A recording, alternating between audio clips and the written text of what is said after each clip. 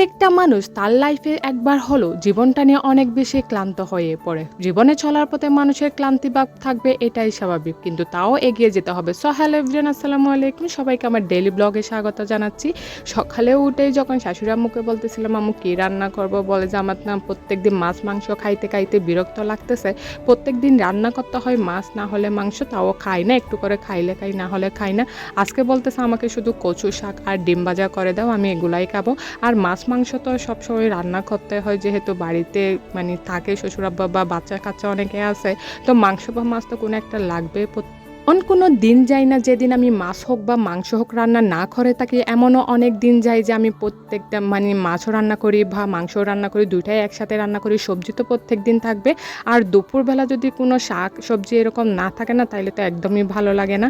যেহেতু গ্রামে থাকে এই একটা সুবিধা হয়েছে কি, দোকানে গিয়ে বাজার করে আনতে হয় না, শাক সবজি এরকম আনতে হয় না।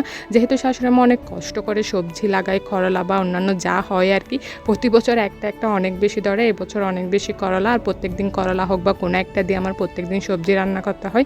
কারণ দোকানে প্রত্যেকদিন যাওয়ার মতো এরকম মানুষ তো খুঁজে পাওয়া যায় না আর কি, যে এলাকায় থাকি। যেহেতু হাজব্যান্ড প্রত্যেকদিন সকালে অফিসে চলে যায় আর রাত্রে আস্তে আস্তে প্রায় 9টা-10টা বাজে, ও যেদিন বাজার করে সেদিন তো নিয়ে আসে টুকটাক, কিন্তু প্রত্যেকদিন তো আর বাজার করা হয় না। যেহেতু মাছ মাংস 15 বা 1 মাসের একসাথে করে ফেলে, প্রত্যেকদিন সময় দিতে পারে না, তো সবজি অনেক কষ্ট করে একটু লাগায় আর কি। ওগুলা দিয়ে টুকটাক হয়ে যায়। গ্রামে থাকলে এই এক সুবিধা, কষ্ট করলে একটু শাকসবজি লাগানো যায় আর কি, আর খাইতেও ভালো লাগে, তরতাজা হয় আর কি, কোনো ফরমালিন থাকে না।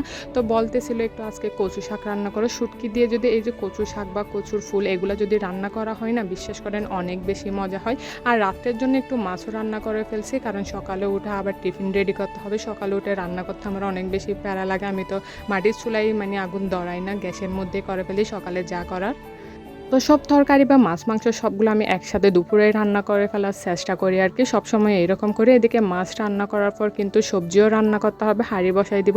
সবসময় যেহেতু সরিষার তেল দিয়ে রান্না করে, একটু ভালো মতো তেলগুলো গরম করে নিতে হয়, নাইলে না আমার অনেক বেশি বাজে একটা স্মেল মনে হয় আর কি।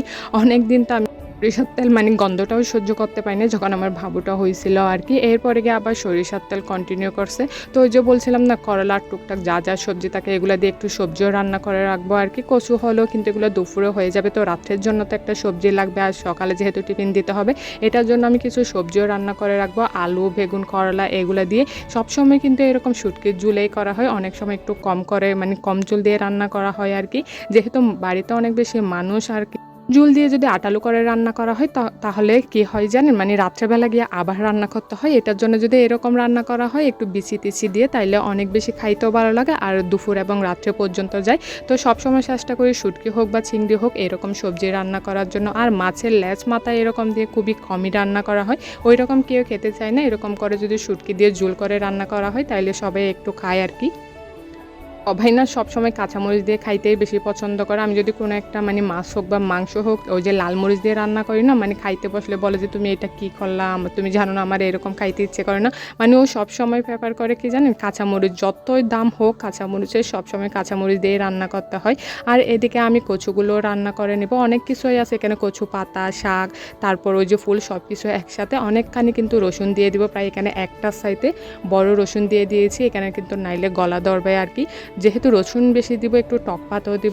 জাতীয় জিনিসে না আবার বেশি করে রসুন না দিলে আর টক না দিলে গলা ধরে। আবার যদি কচু অনেক ভালো হয় আর কি, পানির না হয়, তাহলে কিন্তু ওই রকম গলা ধরে না, বা বেশি টকও দিতে হয় না, রসুনও দিতে হয় না। এইগুলো যেহেতু পুকুর পাশ থেকে তোলা হয়েছে আর কি, এটার জন্য একটু বেশি করে রসুন দিব আর কি। পরে গিয়ে কিন্তু আমি আবার টকে দিয়ে দিব। ওই যে ভিডিওর শুরুতে বলেছিলাম না, প্রত্যেকটা মানুষের জীবনে সে একবার হলেও তার জীবনে খুব বেশি হতাশা হয়। আসলে মানুষের জীবনে না এই যে উত্থান পাতান এগুলা থাকবেই। দুনিয়াতে কোনো মানুষই ঠিকমতো বলতে পারবে না যে সে তার জীবনটা একদম শেষ পর্যন্ত একদম ঠিকভাবে কিন্তু চালিয়ে নিয়ে গেছে। বিশ্বাস করেন, কেউ কিন্তু পারে না।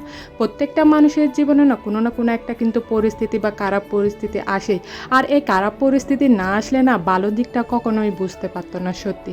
তাই আমাদের সবসময় কী করা উচিত জানেন, এই পরিস্থিতিগুলোকে মানিয়ে নিয়ে কিন্তু তাকে চালিয়ে নেওয়া উচিত আর কি। এই যে যারা পরিস্থিতি, খারাপ পরিস্থিতি হোক বা ভালো পরিস্থিতি হোক, এইগুলোর সাথে যারা মানিয়ে নিতে পারে না, তারাই কিন্তু দিন শেষে ওই যে যেই জিনিসটা করা উচিত না আমাদের, ইসলামে যেটা মহাপাপ বলে দিয়েছে না, সেটাই কিন্তু করে ফেলে আর কি। এই পরিস্থিতি থেকে নতুন নতুন শিক্ষা গ্রহণ করে তাদের দেখবেন তাদের কাছে জীবনটা একটা উপভোগের জিনিস হয়ে যায়। এমন অনেক ব্যক্তি আছে খারাপ পরিস্থিতি থেকে উঠে মনটাকে আবার নতুন করে সাজায় এবং খুব বেশি ভালো মতো উপভোগ করে। আর যারা উপভোগ করতে পারে না, এই খারাপ পরিস্থিতির মধ্যে নিজেকে আরো খারাপভাবে দাবিয়ে রাখে না, বিশ্বাস করেন তারা না কখনোই ঠিক মতো চলতে পারে না জীবনে। হা হুতা ছাড়া এবং তার জীবনে আর কিছুই থাকে না। এমন অনেক হয় কি তার পরিস্থিতি মানে খারাপ পরিস্থিতি দেখতে দেখতে সে জীবনে এত বেশি হতাশ হয়ে পড়ে না, অন্য কেউ যদি ভালো থাকে না, বিশ্বাস করেন সে কিন্তু কখনোই সহ্য করতে পারে না। এখানে কিন্তু আরেকটা কাজ হয়ে গেছে, যে ডিম এখানে আমি দুইটা দিয়েছি, তার মধ্যে একটা ডিম ভেঙে কিন্তু পড়েও গেছে আর কি। আর এখানে ডিম যেহেতু একটু মানে বেশি করে দিয়েছি, একটু পেঁয়াজও কম হয়ে গেছে, আর তেলগুলো যেহেতু গরম হয়ে গেছে তাড়াতাড়ি দিছি। একটা জিনিস কি হয় জানেন, পেঁয়াজ যখন একটু বেশি হয়ে যায় ডিমের সাইতে, তখন ডিমটা উল্টাইতে অনেক বেশি কষ্ট হয়। এই যে মাটির ডাকনা না অনেক আগে সচরাচর কিন্তু এইরকম মাটির ডাকটা খুব বেশি মানে দেখা যায় না আর কি, খুবই কম দেখা যায়। এদিকে ডিমটা আমি মুসমুসে করে বেজে নিলাম। তো আজকে এই পর্যন্ত, সবাই অনেক বেশি ভালো থাকবেন। আসসালামু আলাইকুম।